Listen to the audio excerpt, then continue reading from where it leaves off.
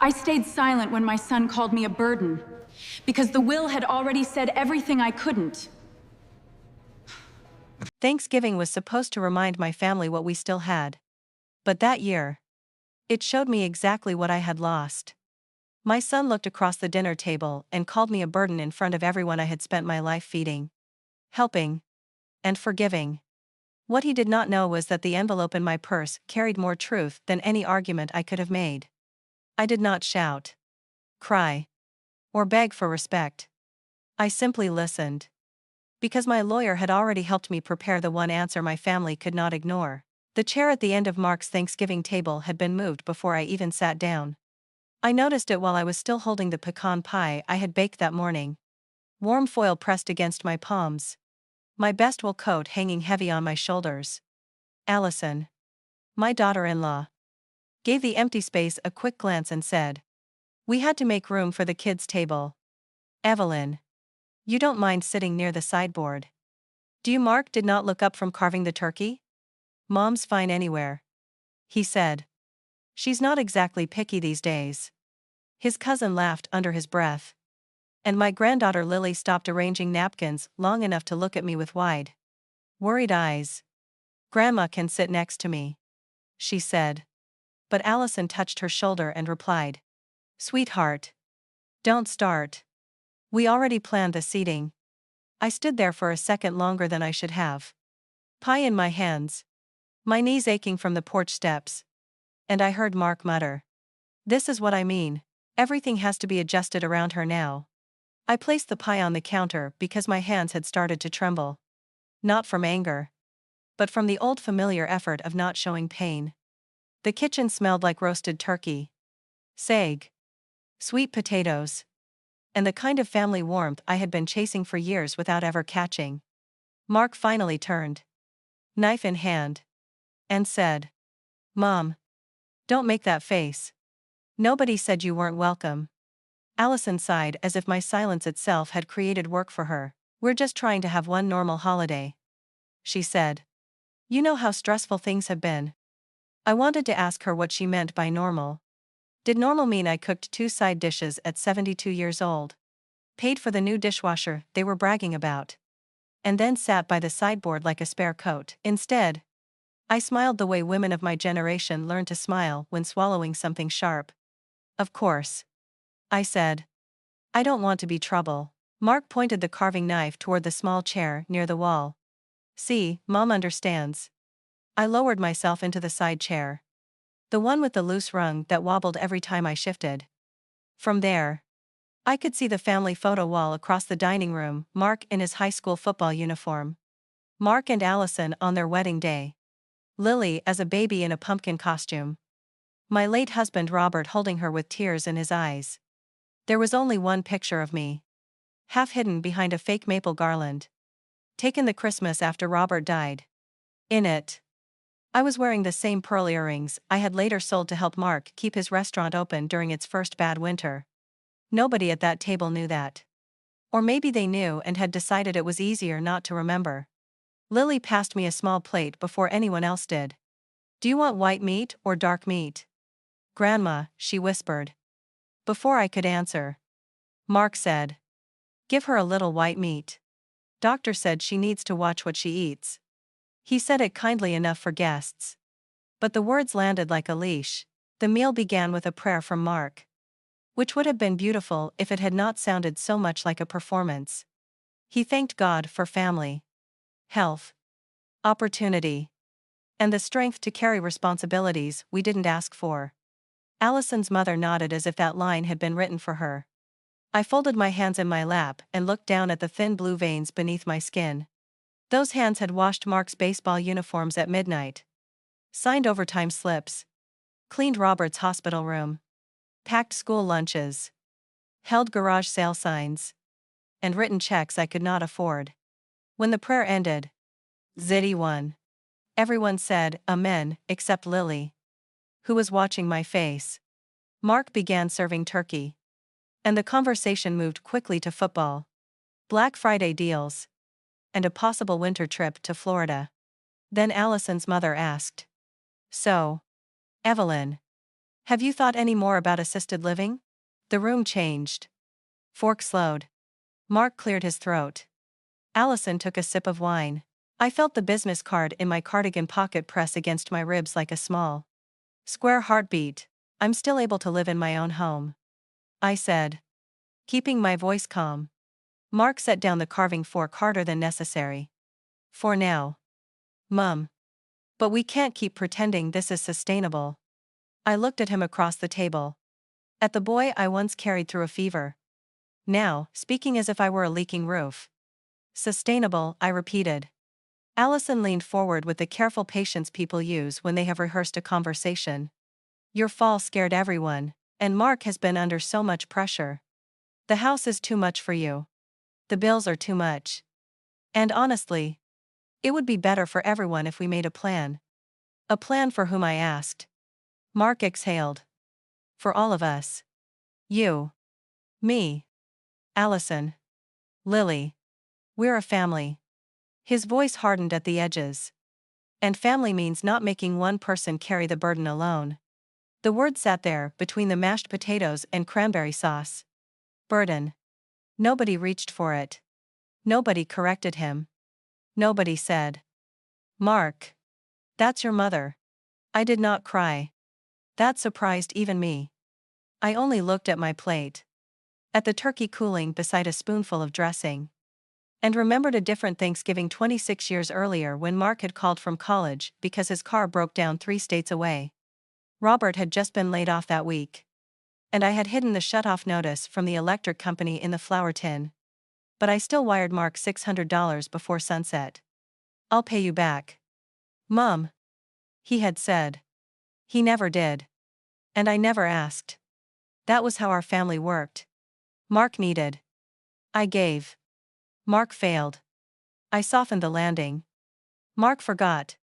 I remembered for both of us. Allison's mother broke the silence by saying, There's no shame in needing help. Evelyn. I almost laughed. Not because it was funny. But because I had been helping everyone at that table for so long that none of them recognized it as help anymore. They called it family when I gave. They called it burden when I needed. Lily suddenly stood. Her chair scraping the hardwood. Dad. Don't call Grandma that. She said. Her voice shaking. Allison's face tightened. Lily. Sit down. No. Lily said. Glancing at me and then at her father. She brought the pie. She always remembers everyone's birthdays. She helped with my tuition deposit when you said the bank was being weird. Mark's eyes flashed. And I knew she had said too much. That was private. He snapped. The room went quiet again. But this silence was different. It had edges. Allison turned slowly toward him. What tuition deposit? She asked. Mark wiped his hands on a napkin and gave a short, humorless laugh. Not now. I reached for my water glass. But my fingers brushed the envelope in my purse instead. Cream paper. Daniel Brooks's office seal. A copy of the document I had signed 3 days earlier. I had not planned to bring it inside. I had only brought it because, after 72 years, I had finally learned that hope should never travel alone without proof. Mark pushed back from the table and walked into the kitchen. I heard cabinets open. Then close. Allison followed him halfway and whispered something I could not make out. Her mother stared at me as if I had spilled gravy on the carpet. Lily sat back down. Cheeks red. Hands clenched beneath the table. I wanted to tell her it was all right. That children should not have to defend grandmothers from their own fathers. But the words tangled in my throat. Mark returned with a folder I recognized at once, glossy blue, and printed with the name of an assisted living facility 15 miles outside town. He placed it beside my plate as if serving another side dish. Since we're already talking about it, he said, we might as well be honest. I toured the place last week. It's clean, safe, and affordable if we handle the house the right way. I looked at the brochure. A smiling gray-haired woman on the cover held a mug with both hands. She looked peaceful. But I had learned that brochures never showed the part where your family packed your life into boxes while calling it care. What do you mean by handle the house? I asked. Allison sat down carefully, avoiding my eyes.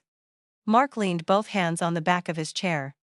Mom, you can't keep living alone in a 3-bedroom house. The property taxes are ridiculous. The roof needs work. You don't drive much anymore. It makes sense to sell it. And where would the money go? I asked. Mark looked offended, which told me more than an answer would have. Toward your care. Obviously. And whatever is left would stay in the family. Allison added. No one is trying to take anything from you. I looked at her then. Really looked. And saw not cruelty exactly, but calculation dressed as concern. The house is not a Thanksgiving leftover, I said, quietly. Mark's jaw tightened. Nobody said it was. You just put a brochure next to my plate and talked about selling my home before dessert. I said. That feels close enough. For the first time all evening. Nobody knew what to say. My brother-in-law coughed into his napkin. Allison's mother suddenly became interested in the cranberry sauce. Mark lowered his voice, which was always a warning. Mom, don't embarrass me in front of everyone. I looked around the table. At the people who had allowed him to embarrass me without blinking. And something inside me grew strangely still. It was not courage. Not yet. It was the exhaustion that comes after years of giving explanations to people committed to misunderstanding you. I'm not embarrassing you, I said. I'm listening. Mark laughed once. You're always listening. That's the problem. You listen. Then go home. Then make me feel guilty for trying to do what's practical. Practical. I repeated. Is that what we're calling it now? His face reddened. I have a mortgage. A daughter heading to college. A business still recovering. And a mother who refuses to accept reality. Yes. Practical. The old me would have apologized. The old me would have said. I know. Honey. I'm sorry. But the old me had signed her last blank check. I stood slowly, using the table edge for balance. And Lily rose as if to help me. I shook my head gently. Sit. Sweetheart. I said. Finish your dinner. My voice sounded calm. Almost unfamiliar. Mark glanced at my purse when I lifted it from the sideboard chair. And for a second I wondered if he sensed something had shifted. Where are you going? He asked. Home. I said. Allison forced a brittle smile. Evelyn. Don't be dramatic. We haven't even had dessert. I looked at the pecan pie sitting untouched on the counter. I had woken before dawn to make it because Robert used to say no Thanksgiving was complete without it. You can keep the pie, I said. I seem to have lost my appetite. Lily whispered. Grandma. I'll walk you out. Mark said. Lily. Stay where you are. But she ignored him. And that small act of disobedience felt warmer than the entire house. She helped me with my coat at the front door while the dining room murmured behind us like a room full of strangers. Outside. The porch light flickered over the pumpkins Allison had arranged for guests to admire. Lily hugged me carefully, as if afraid I might break, and whispered. I'm sorry. Grandma. Dad didn't mean it. I touched her hair, remembering the first time I held her in the hospital. How Mark had cried and said. Mom. I don't know how to be a father. I had told him nobody knows at first, love teaches you. Now I wondered what his love had learned. He meant enough of it, I said softly. Then regretted the truth because Lily's eyes filled. I reached into my purse and pulled out a folded recipe card. The one with Robert's pecan pie notes in the margin. You keep this, I told her. Not because of tonight. Because you always noticed the things other people ignored. She held it like it was something precious. Will you be okay? She asked. I looked past her. Through the front window. Where Mark was standing in the dining room with his arms crossed. Watching me as if I were the one who had ruined Thanksgiving. Yes. I said. I think I finally will be.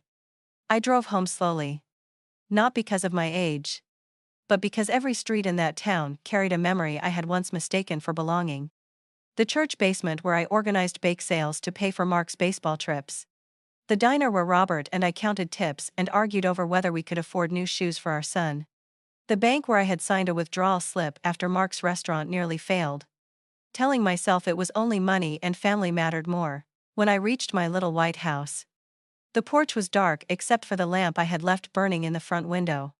Inside, the rooms were quiet, but they did not feel empty the way Mark's house had. On the hall table sat the original cream envelope from Daniel Brooks, attorney at law.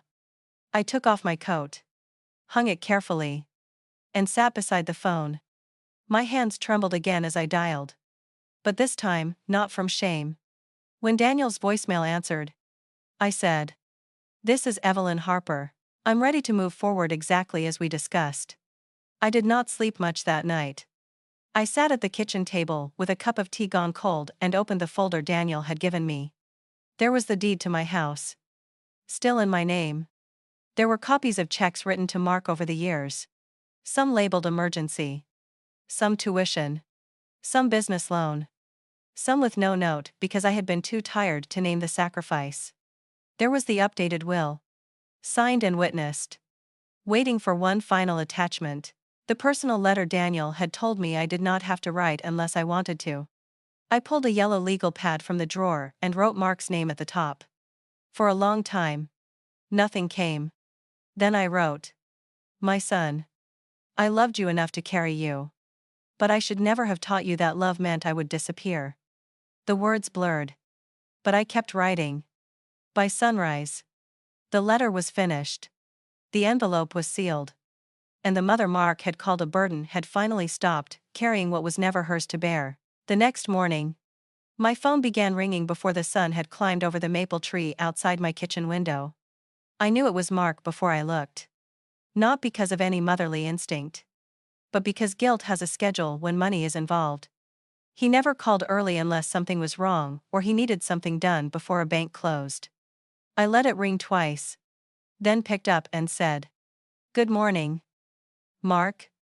He did not ask if I had made it home safely. He did not mention Lily walking me to the porch, or the brochure he had placed beside my Thanksgiving plate, or the word burden sitting between us like a stain.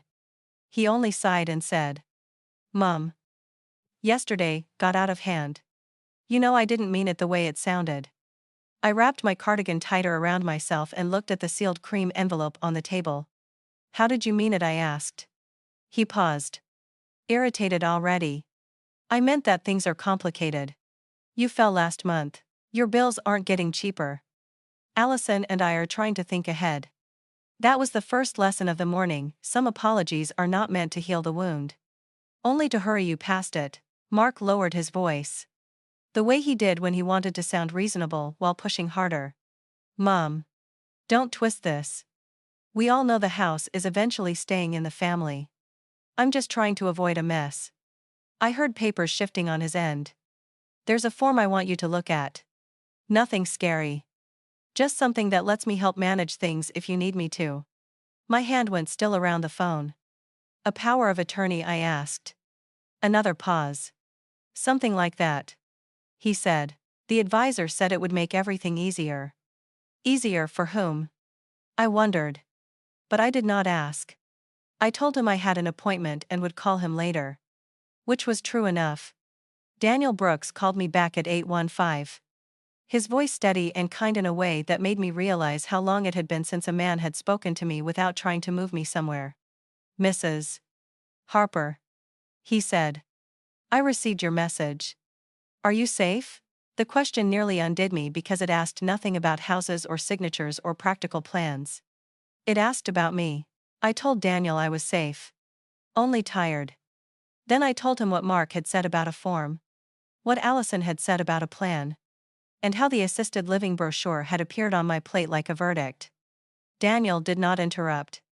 When I finished, he said, "Do not sign anything your son brings you. Do not initial anything.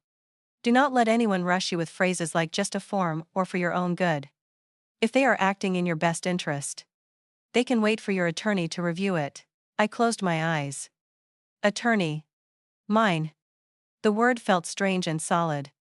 Daniel asked me to gather anything related to the house. Bank transfers, loans, college payments, medical bills, and retirement withdrawals. Not because we're going to start a war, he said, but because memory gets bullied in families like yours. Paper does not. I wrote that sentence on a yellow sticky note and placed it on my refrigerator. Memory gets bullied. Paper does not. Then I went to the hallway closet and pulled out the old fireproof box Robert had bought after our neighbor lost everything in a kitchen fire. Inside were birth certificates, insurance papers, the deed to the house, Robert's death certificate, and a stack of envelopes bound with a blue rubber band.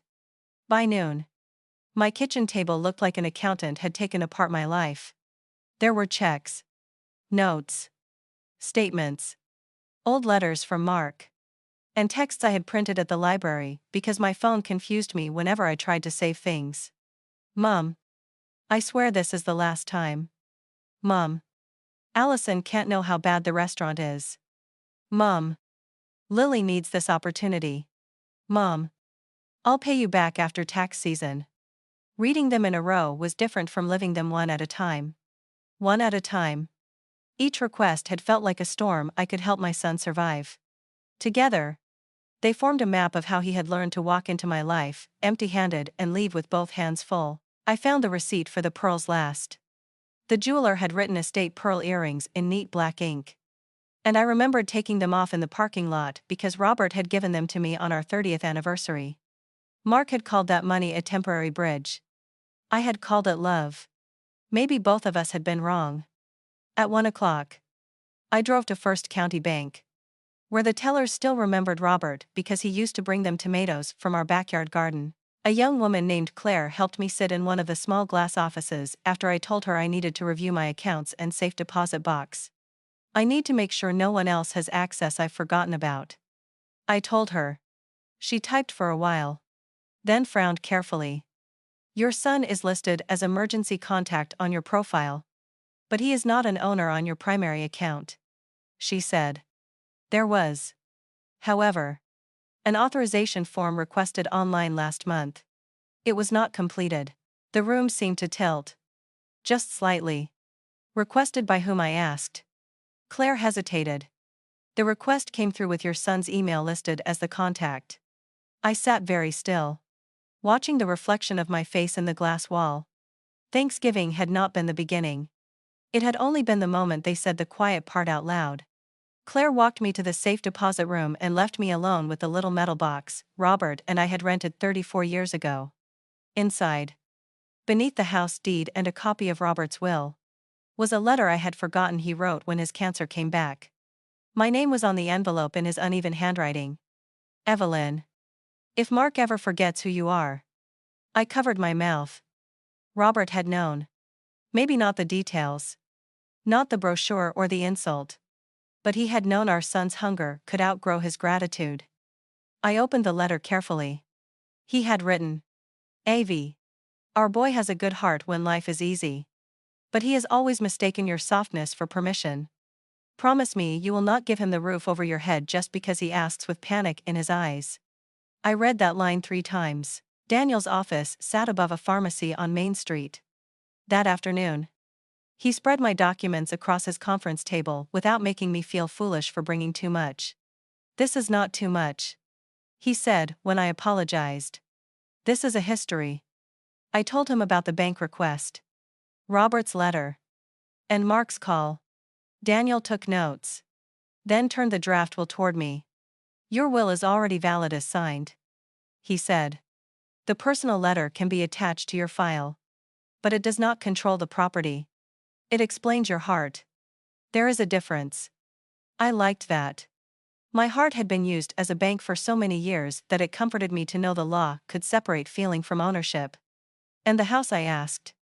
Daniel tapped the deed copy. The house remains yours. No one can sell it simply because they expect to inherit it someday. We spent nearly 2 hours reviewing what I wanted. And for once, nobody interrupted me to explain my own life back to me. I told Daniel I did not want Lily punished for her father's choices. She was 17. Gentle in ways that worried me. And I knew Mark's financial trouble could swallow her future if nobody protected it. I wanted money set aside for her education. but not through Mark. I wanted my house, after my lifetime, to become something useful if it could not remain something. Daniel suggested a charitable trust connected to the church's senior outreach program and a local nonprofit that helped older adults stay safely housed. It can be modest, he said. It does not need to be grand to be meaningful. I thought of the assisted living brochure beside my plate and said, I wanted to help people whose families talk about them like problems. Daniel looked up, and for a moment the office was quiet. Then, he said, we can write that purpose in dignified language. I smiled for the first time all day. Please do, I said. I'm tired of undignified language. When I returned home, Mark's truck was in my driveway. He stood on my porch with Allison beside him. Mark held a folder under one arm. Mom, he said, stepping forward as I got out of the car. We need to talk like adults. I looked at the folder. Did you bring the form? His expression flickered. I brought information. Allison added. We're worried about you. Evelyn. Leaving Thanksgiving like that scared Lily. That was almost clever. Using the child who had defended me as proof I had caused harm. I unlocked my front door and said, you can come in for 10 minutes. Mark followed me into the living room without waiting to be invited further.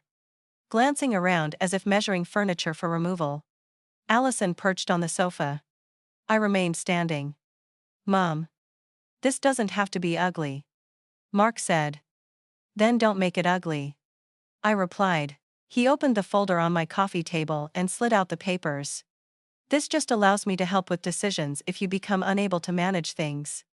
And selling the house, I asked. That would only happen if it made sense. For whom, I asked again. The same question as the night before. Mark rubbed his forehead. For God's sake. Mom. Why are you acting like I'm some stranger trying to rob you? I looked at my son. At the little boy still hidden somewhere beneath debt and pride and fear. Because a stranger would probably be more polite. I said. Allison inhaled sharply. Mark stared at me as if I had slapped him. You don't mean that. I wish I didn't. The room changed after that. Not loudly. No one screamed. But something that had been stretched thin for years finally tore. Mark gathered the papers with stiff, angry movements. You're making a mistake, he said. Maybe, I answered. But it will be mine. After they left, I locked the door and stood with my palm against it until the sound of Mark's truck faded down the street. I walked from room to room, turning on lamps, touching the back of Robert's chair. The kitchen doorway where Lily's height was still marked in pencil from summer visits. I had once thought love meant keeping every door open, no matter who walked through it carrying demands. Now I understood that a home without boundaries becomes a waiting room for other people's needs. I returned to the kitchen table, took out Robert's letter, and placed it beside my own sealed note to Mark. Then I called Daniel and left one more message. I don't want to wait, I said.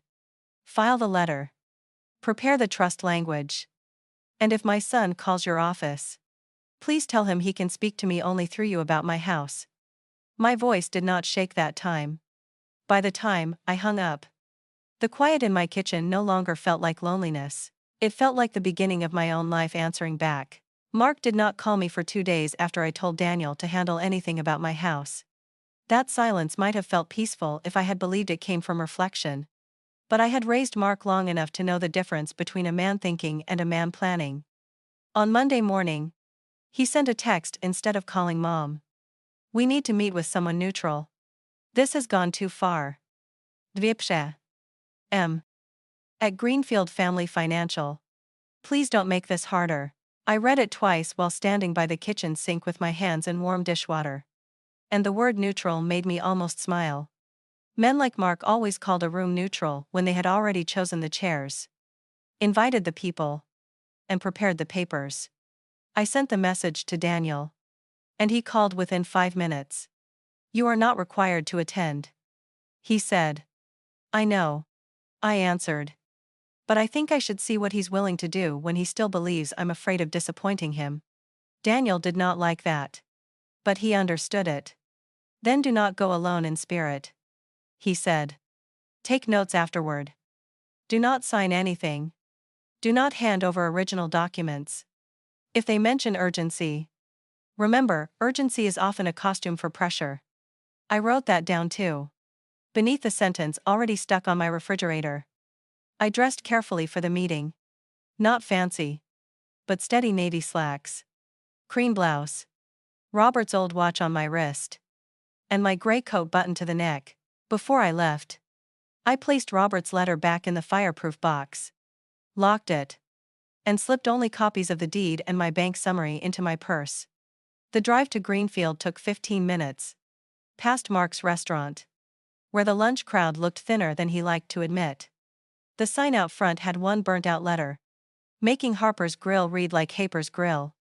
And I remembered the first time he showed me that sign, grinning like a boy with a trophy. Back then, I thought helping him was investing in a dream. Now I wondered when his dream had learned to eat everything around it. Greenfield Family Financial was on the second floor of a brick building near the courthouse, with framed photos of smiling retirees on the lobby wall.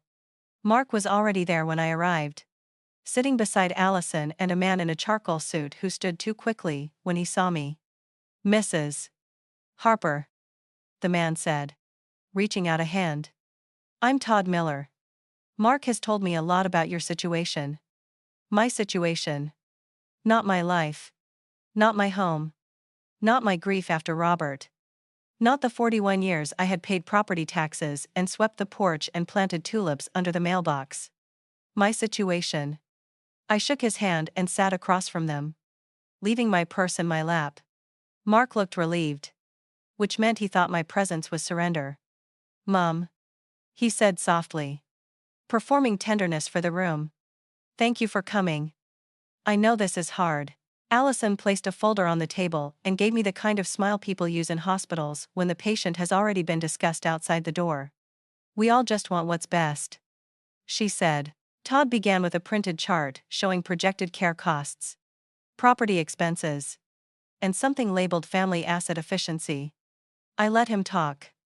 He explained that many seniors waited too long to transition into safer environments. He explained that liquidity mattered. He explained that a home could become a burden when maintenance exceeded usefulness. Every time he said burden, Mark looked down as if embarrassed by the word, though not enough to stop it. Finally, Todd slid a document toward me. "This is only a preliminary authorization," he said. "It would allow your son to assist in evaluating housing, card, and possible sale options." I did not touch the paper. "Does this give Mark authority to speak with my bank? My insurance? Or my real estate agent?" Todd adjusted his cuff. "In limited ways. Yes." "And did you prepare this before speaking to me?" I asked. The room tightened. Mark leaned forward. "Mom. Todd is trying to help." I looked at Todd. Not Mark. I asked a question. Todd cleared his throat. "Your son provided background information. Did he tell you the house is mine?" I asked. "Of course," Todd said. "Did he tell you I have an attorney?" Todd glanced at Mark. Allison's smile vanished. Mark said, "You don't need to keep throwing that around like a weapon." "I'm not throwing anything," I said. "I'm asking whether the neutral person knew all the facts." Mark's face hardened. "This is exactly what I was worried about. You're getting confused. And now some lawyer is making you suspicious of your own family." There it was. Confused. A small word with big ambitions. It reached across the table and tried to make me smaller. For a moment, I felt the old fear rise in my chest. The fear that if I pushed back too hard, Mark would stop loving me entirely. Then I remembered Robert's letter. "Softness is not permission." "I'm not confused," I said. "I understand very clearly that you arranged a meeting about my property without my consent." Allison's voice sharpened. "Evelyn, that isn't fair. We have been carrying so much.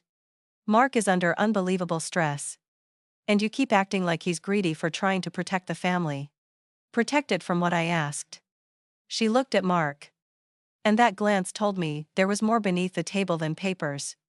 Mark spoke before she could. "From collapse." "Mom. You want the truth, fine. The restaurant had a bad year. The mortgage went up. Lily's college costs are coming. And I can't be the only adult making sacrifices. I nearly answered too quickly. But the word sacrifices stopped me.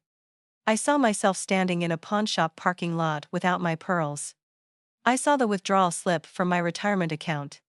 I saw Robert sleeping in a recliner because his back hurt while I stayed up calculating whether we could send Mark money and still pay for medicine. "What sacrifices have you made for me?" I asked quietly. Mark stared as if I had spoken a foreign language. He stood then. Not violently. But fast enough that Todd's pen rolled across the table. "This is unbelievable," he said. "I'm your son. I shouldn't have to sit here and prove I care about you." "No," I said. "You shouldn't. But you brought me here to prove I should give you access to my house." Todd tried to interrupt with a professional murmur. But I kept looking at Mark. "Tell me the truth. If I signed that paper today, how soon would you list my home?" Allison whispered. "Mark." He did not answer. That silence did more than any confession could have. It reached into the room and opened every drawer. Todd looked down at his chart.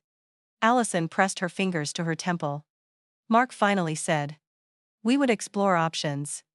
I nodded. "That means soon." He slammed his hand lightly on the table. More sound than force. "It means I am trying to keep this family above water while you sit in a paid-off house acting like everyone owes you worship." The meeting ended after that. Though no one officially said so. I stood, buttoned my coat, and picked up my purse. Todd offered to print copies for my attorney. And I told him Daniel Brooks would contact him if needed. Mark followed me into the hallway, leaving Allison behind in the glass conference room. "Mom." "Wait," he said. For half a second. I thought he might apologize. Instead, he lowered his voice and said, "Do you understand what happens if I lose the restaurant? People will know. Allison's family will know. Lily will know I failed." There he was. Finally. Not cruel. Not powerful. Just terrified and vain. I looked at him. And my anger softened into something sadder. "Mark," I said. "You could have told me you were scared." His eyes flickered. And then pride slammed the door shut again. I shouldn't have to beg my own mother when she has the answer sitting empty on Maple Street. Empty. That was what he called the house where his father died. Where Lily took her first steps. Where I still set out Robert's mug every morning because some habits are stronger than death. I drove home with my heart beating hard enough to make my hands ache. By the time I pulled into my driveway, Lily was sitting on my front steps with her backpack beside her. She stood quickly when she saw me. "Grandma. I'm sorry. I didn't know where else to go." Her cheeks were blotchy from crying. And she looked younger than 17. I brought her inside. Made hot chocolate because I did not know what else to do with a crying child who was almost grown. And waited while she wrapped both hands around the mug. "Dad and Mom were fighting last night," she said. "They thought I had headphones on." She stared into the cup. "Dad said once you signed, they could use the house to fix everything. Mom said you'd never forgive them if you found out. Dad said you always forgive him." The sentence landed harder than Thanksgiving had. Not because it was new, but because it was true. I always had forgiven him. I had built the very road he now used to reach for more. Lily wiped her face with her sleeve. "I shouldn't have told you. I just hate it. They talk about you like you're not a person." I moved to sit beside her. Slowly, because my hip was stiff. And she leaned against me the way she had when she was small. "You did the right thing by telling the truth," I said. "But you are not responsible for fixing your father." She nodded. Though I could feel she did not believe it yet. Children in troubled homes often become little accountants of everyone else's moods. I knew because Mark had once been that child during Robert's first illness. And maybe I had confused his fear with goodness for too long. Lily reached into her backpack and pulled out the pecan pie recipe card I had given her. "I made a copy at school," she said. "I didn't want anything to happen to it." Then she handed me something else, a folded page, torn from a yellow legal pad. "Dad wrote numbers on this." I found it in the trash. Across the top. In Mark's handwriting. were the words house sale estimate, mom care costs remainder. I stared at that page for a long moment. Not because it surprised me, but because it made the shape of his intentions impossible to blur. There were columns. Rough calculations. My estimated assisted living costs. Realtor fees. Debts. And at the bottom, circled twice, a number labeled available after expenses. Available. I wondered if Mark had felt anything when he wrote that word. I wondered if he had pictured me eating dinner alone in a facility chosen for affordability while he used the remainder to rescue the life he refused to admit he had mismanaged. Lily whispered. Grandma. Are you mad at me? I folded the paper carefully and placed it beside Daniel's card. No. Sweetheart. I said. I'm grateful. She looked frightened by that answer. As if gratitude could still lead to disaster. I took her hand. Listen to me. Whatever happens next, you are not the reason. Your father made choices long before you found that paper. That evening, after Lily's friend picked her up so she would not have to go straight home, I called Daniel and told him everything. He was quiet while I described Todd Miller, the authorization form, Mark's fear of public failure, and the sheet Lily had found. Bring me the paper tomorrow, he said. And Mrs. Harper, yes, the fact that your granddaughter came to you matters. Not legally in the dramatic way television likes to pretend. But personally, it tells you who still sees you clearly. I looked at the recipe card on my table.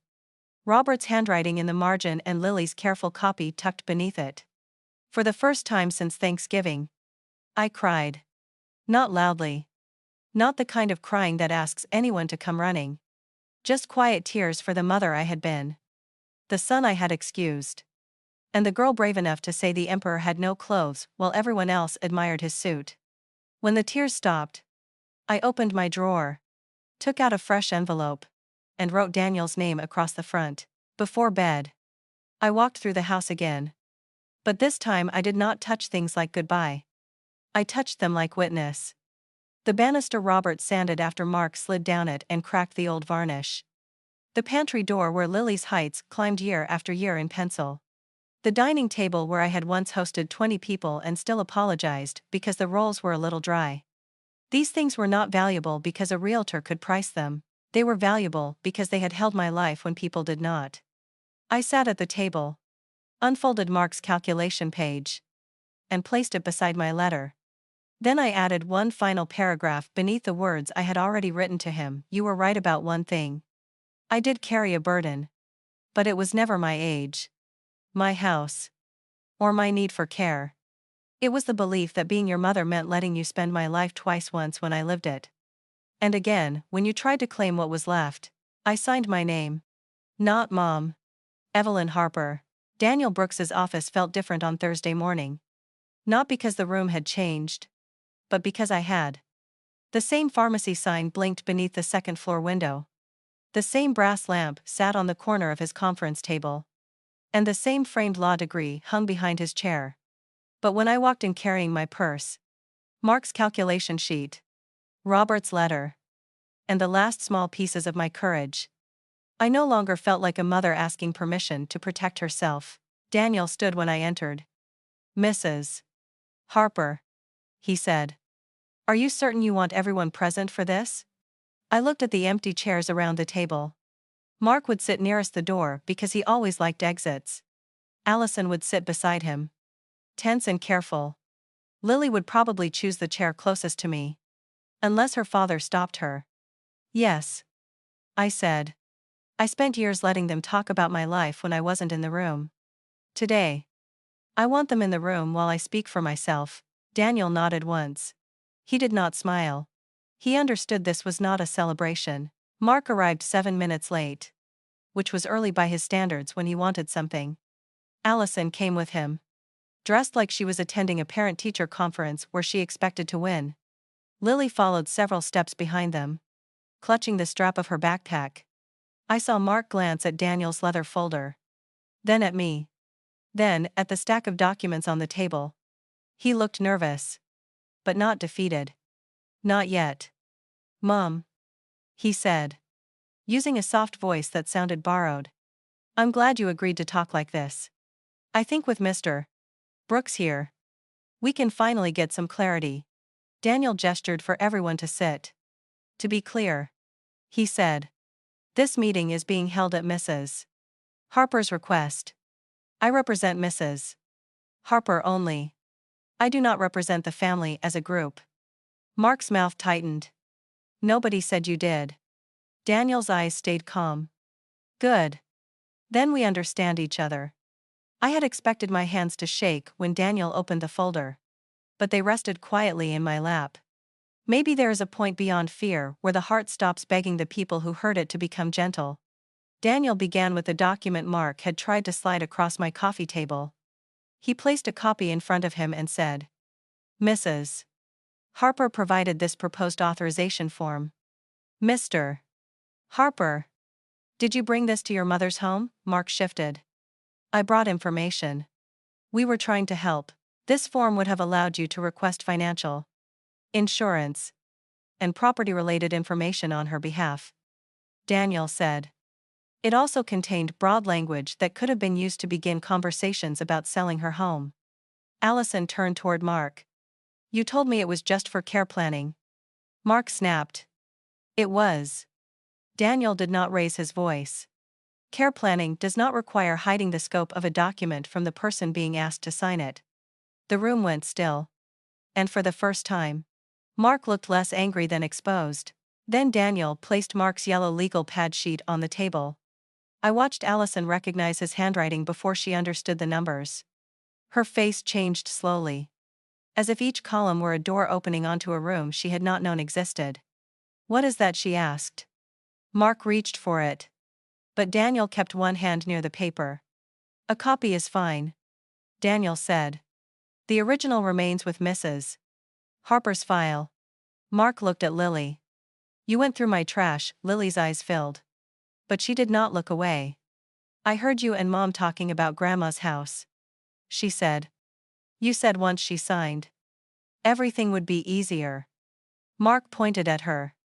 Then stopped himself when Daniel's gaze sharpened. You're a child, he said.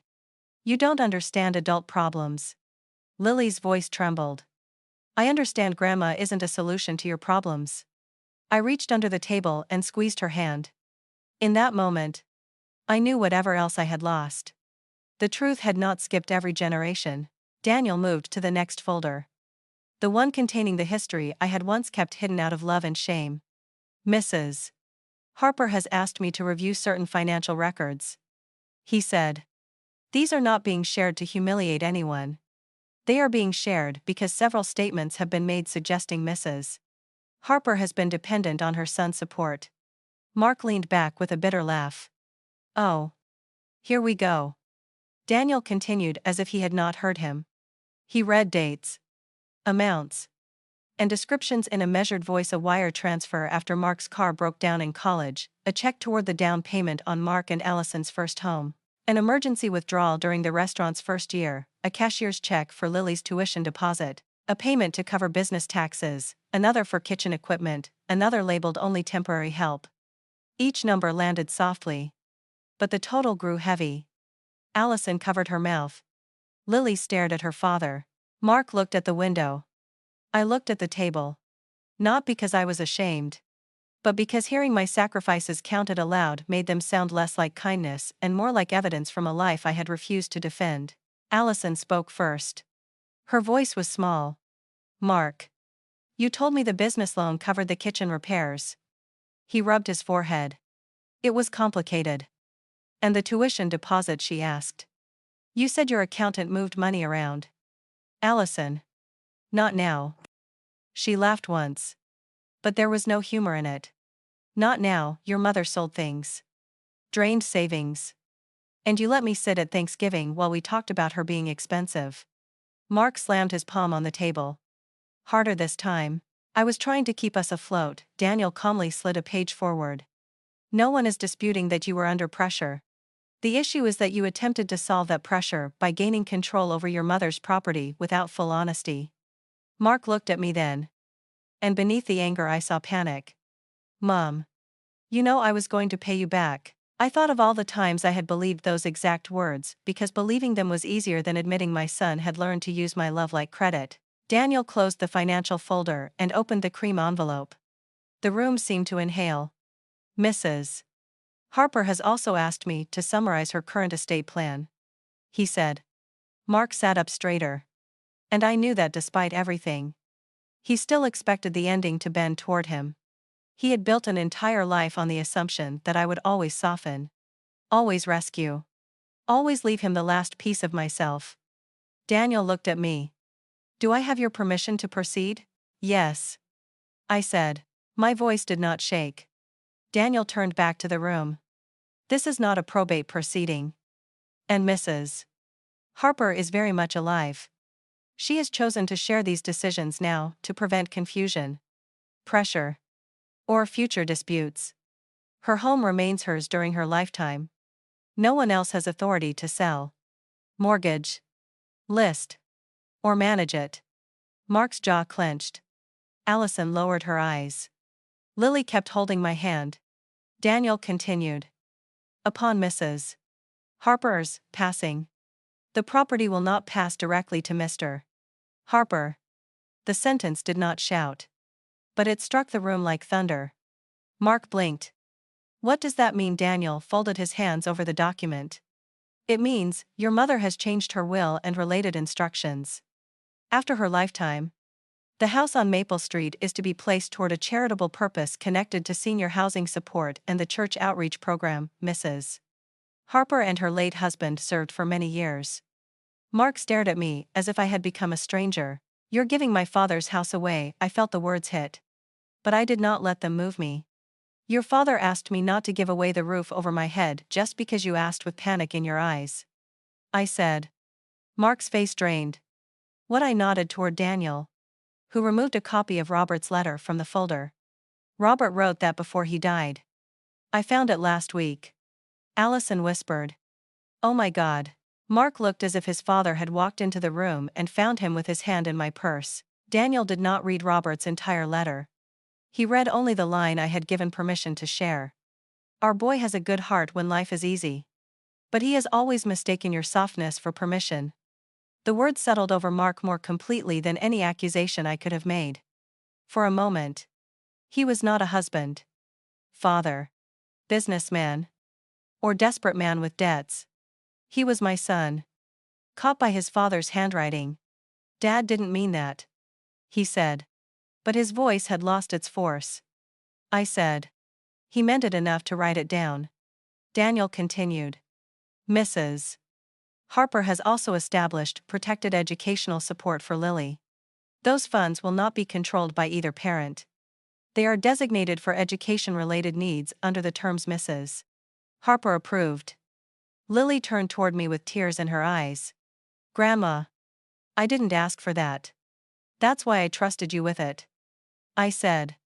Mark flinched. And I almost felt sorry for him. Almost. Then came the smallest inheritance and the heaviest one. Daniel placed a plain cardboard document box on the table. Mark looked at it with suspicion. What is that? Daniel said. Mrs. Harper's specific personal bequest to you. Mark gave a short, stunned laugh. A box. I looked at him. And all the years between his first cry and this moment seemed to pass through me at once. Open it, I said. He hesitated. Then pulled off the lid. Inside were copies of receipts, checks, bank slips, letters, and printed messages. On top was the letter I had written to him, sealed in an envelope with his name. Not son. Not my boy. Not anything tender enough to be twisted. Just Mark. He picked it up as if it might burn him. This is cruel, he said. No, I answered quietly. Cruel was calling me a burden while planning what would be left after you put me away. This is a record. Mark stood so quickly, his chair scraped the floor. You're punishing me because I needed help. I looked up at him. No longer afraid of his height, his anger, or the old grief in his eyes. I helped you because you needed help. I changed my will because you began treating my life like collateral. Allison started crying silently. One hand pressed to her mouth. Lily stared at the box, as if seeing her family history rewritten in paper and ink. Mark turned to Daniel. Can she even do this? Daniel's answer was calm. Mrs. Harper is competent, informed, and acting of her own free will. She can make her own decisions about her property. That sentence filled something inside me that had been hollow for years. My own free will. I had heard those words in church, in wedding vows, in legal forms, but never felt them as deeply as I did while my son stood across from me realizing I still had one. The meeting could have ended there. But I had one thing left to say. I stood slowly. And this time Mark did not tell me to sit down. I did not bring you here to shame you. I said. You did that yourself when you forgot I was a person before I was your mother. I brought you here because I will not spend whatever years I have left being pressured, managed, or discussed like furniture. Mark's eyes were wet now. Though whether from grief, humiliation, or fear of losing the house, I could not know. Mom, he said. And for once the words sounded young. Please. We can fix this. I wanted to believe him. That was the dangerous part. The mother in me still knew the shape of his baby hand around my finger. Still remembered his first fever. Still heard Robert saying, he'll grow into his heart someday. But the woman in me, the one who had finally signed her name as Evelyn Harper, knew a boundary built on pain was still a boundary. You can start by reading the letter, I said. Not today in front of everyone. Alone. And then you can decide whether you want a mother. Or whether you only wanted an inheritance. No one spoke after that. Daniel gathered the legal documents. Allison wiped her face with a tissue. And Lily came around the table to hug me. Mark remained standing beside the open box, looking down at years of help he had once spent without counting. When I turned to leave, he reached toward me but stopped before touching my sleeve. What am I supposed to do now? He asked. I looked at him for a long moment. For most of my life, that question would have called me back. I would have answered with money, time, a plan, a check, an apology I did not owe. This time, I gave him the only answer that might save us both. You learn to carry what belongs to you, I said.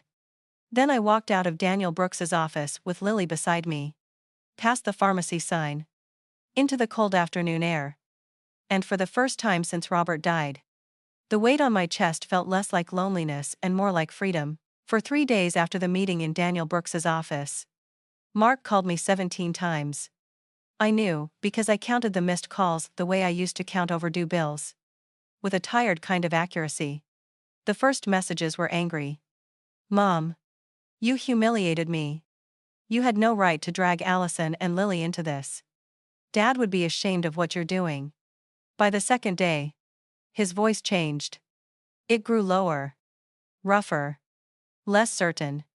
Mom. Please call me back. I read the letter. Then, late that night, he left one message I played only once because it hurt too much to hear twice. I didn't know you sold the pearls, he said. I didn't remember the car money. I didn't know it added up like that. I sat at my kitchen table with the phone in my hand and looked at the empty chair across from me, where Robert used to sit with the newspaper folded beside his coffee. I wanted to answer Mark immediately. The old part of me reached for the phone like a reflex. But the woman I was becoming placed it face down on the table and let the silence protect me. The truth was, I had spent so many years responding to Mark's panic that peace felt almost rude. The first morning I did not call him back. I woke before dawn expecting guilt to climb into bed beside me. It came. But not as strong as before. I made toast, opened the curtains, and watched 2 cardinals pick at the feeder Robert had built from scrap wood. My house looked the same. Yet everything inside it seemed to breathe differently. The documents were no longer scattered across the table. Daniel had filed what needed filing. The trust language had been prepared. My letter to Mark was in his hands now. Where it belonged. I walked through the living room and stopped at the family photo wall I had kept for years. The one Mark never noticed unless he needed an old picture for some school event or anniversary slideshow. I did not tear anything down. I simply moved one photograph to the center: Robert, Lily, and me at the church picnic.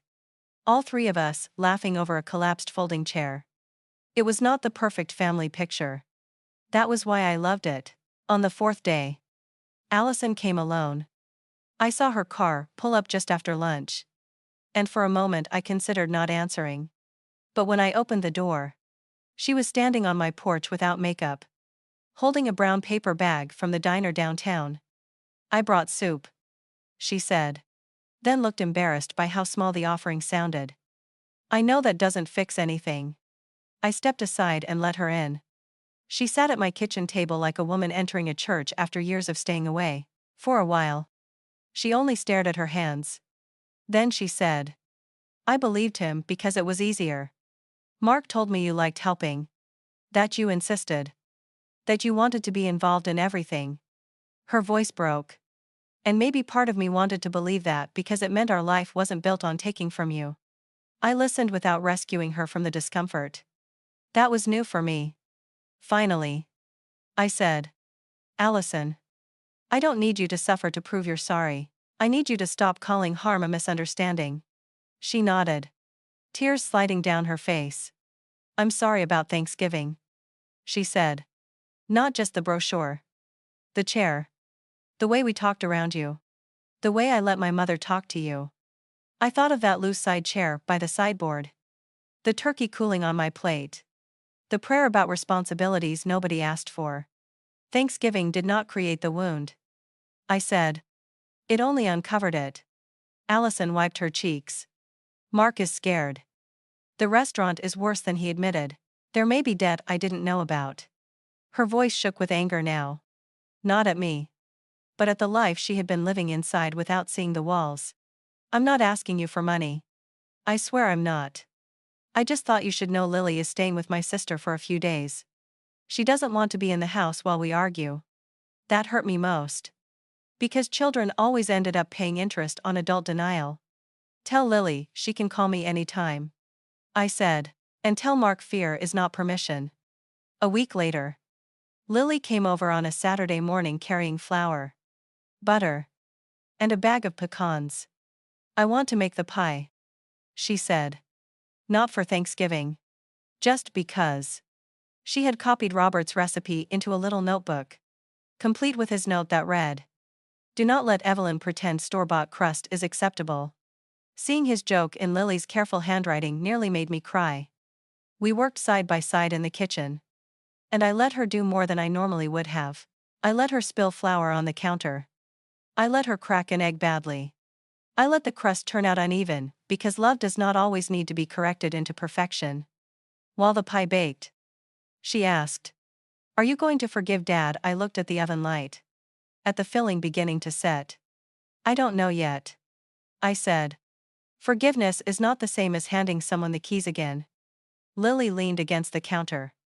"He keeps saying he lost everything." I shook my head softly. "No, he lost what he thought he was owed. That is not the same thing." Lily thought about that for a long time.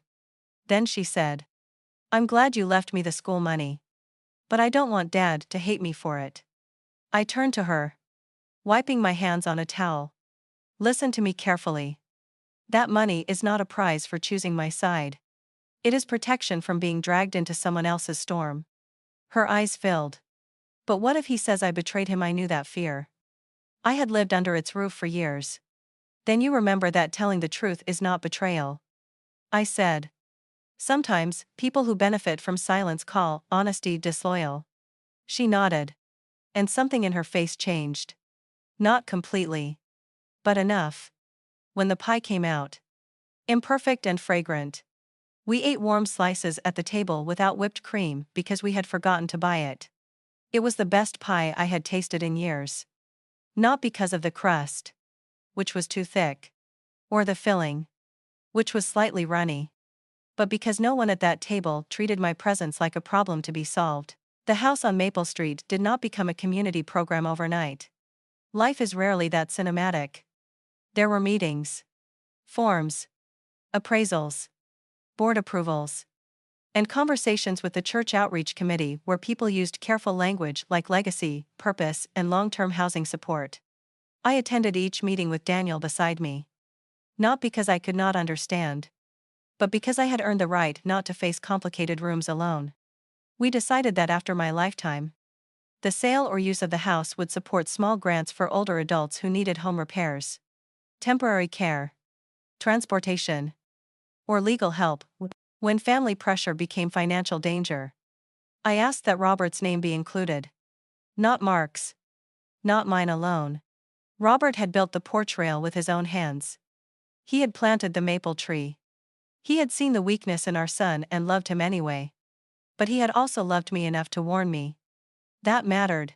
Love that tells the truth is a stronger shelter than love that only keeps giving. Mark finally came to see me 2 weeks before Christmas. He did not bring Allison. He did not bring papers. He did not bring Lily as a shield. He stood on my porch with his hands in his coat pockets, looking older than he had at Thanksgiving. For a few seconds, neither of us spoke. Then he said, "I'm not here about the house." I opened the door wider. "Then you can come in." He stepped into the living room and looked around like a man visiting a museum of things he had once assumed would belong to him. His eyes paused on Robert's chair, the pencil marks on the pantry door, the photograph from the church picnic. "I read your letter 5 times," he said. "The first time, I was angry. The second time, I thought you were exaggerating. By the third, I started remembering." His voice cracked on that last word. I remembered the car, the restaurant taxes, the pearls, Dad's hospital bills, all the times I said it was the last time. I sat across from him, close enough to be his mother, far enough to remain myself. "Why did you do it, Mark?" I asked. He rubbed his hands together, staring at the floor. "Because you always made it okay," he said. "That's not an excuse. I know that. But every time I messed up, you fixed it before I had to become the kind of man who could fix it myself." He looked at me then, and for the first time in years, I saw shame without performance. "And when you needed something, I hated it. Not because I hated you. Because it meant the person I depended on might not be there to catch me anymore." Tears ran down his face. And I let them. I did not rush to get tissues. I did not say, "It's okay." It was not okay. He needed to sit inside that. "I called you a burden because I was terrified you would stop carrying mine," he whispered. That was the closest thing to truth he had given me in a long time. I did not forgive him that day. Not in the clean, easy way people like to imagine at the end of painful stories. I told him I loved him. I told him I would always be his mother. I also told him I would not give him money, sign authority forms, change my will back, or discuss my house without Daniel present. Each sentence hurt him. And each sentence freed me. Mark nodded through tears. "I understand," he said. Though I knew understanding would have to become a habit before I trusted it.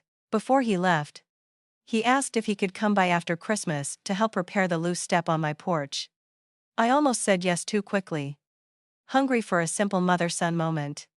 Instead, I said, "Call me the week before.